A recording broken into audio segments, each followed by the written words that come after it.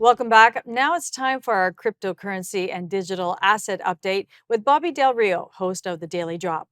Take it away, Bobby. Okay, so the biggest news um, in the last week, really for the last couple of months, but definitely in the last week, is that 11 Bitcoin ETFs have been approved in the United States. There's been a lot of momentum and hype for this decision. Now, the SEC kind of had their hands forced as they lost a key lawsuit within the last few months.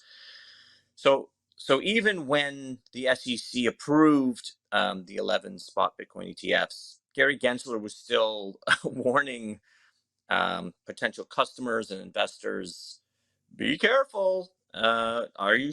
I don't know. Bitcoin's volatile.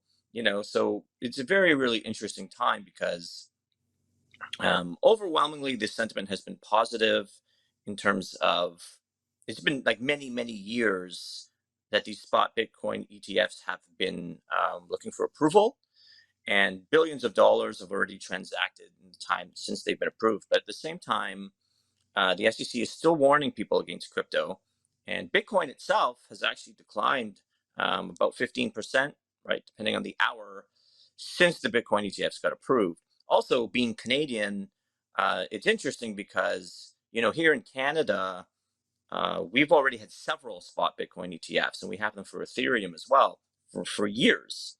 So it's a sort of an odd market, as this sort of like overwhelmingly positive ethos is counterbalanced by a negative ethos. And to be honest, I think that's the metaphor right now for what's happening generally in the tech sector.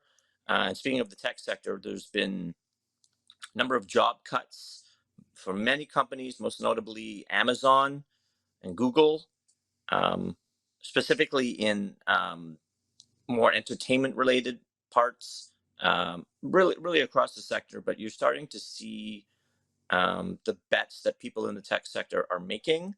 And you're starting to see in the Hollywood space, it's quite harrowing because all these tech companies have now merged with Hollywood studios, many times buying them. And yet they keep cutting people. And so this is very interesting because, as obviously we had a historical Hollywood strike, biggest strike in 65 years, and the strike ended late last year, and so everybody was so excited because, oh, finally everyone's going to get back to work, and that is not happened exactly the way people thought. In fact, Amazon cutting jobs at Prime Video and MGM Studios, which they own, um, is actually a bit more alarming than people had anticipated. And as I've done more research, the streaming economy has really changed um, the way that Hollywood projects are made and the way people are hired. So even though the strike is over, Hollywood's problems are not over.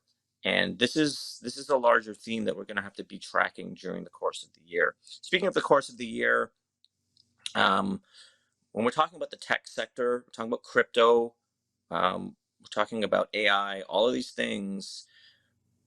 Really, if you track the rudiments of the issues within the last 12 to 18 months, it's macroeconomics, right? It's inflation. It's Inflation has largely been under control, but at the same time, even though they have been pausing those rate cuts, it typically takes about 6 to 9 months for those cuts to permeate um, the larger economy. So my analysis has that correction starting to actually impact the consumer around Q2, Q3, maybe June, late second quarter, early third quarter. No one really knows for sure. Um, but certainly, even though there's many positive signs and the second half of the year looks very positive, depending on the day, 2024 has started, I would say, in an uneven way where the tech sector sort of crashes and then it booms, the crypto sector crashes and then it booms.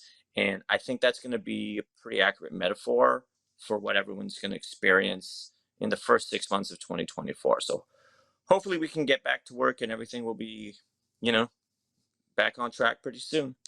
There's your update. And that was Bobby Del Rio, host of the Daily Drop.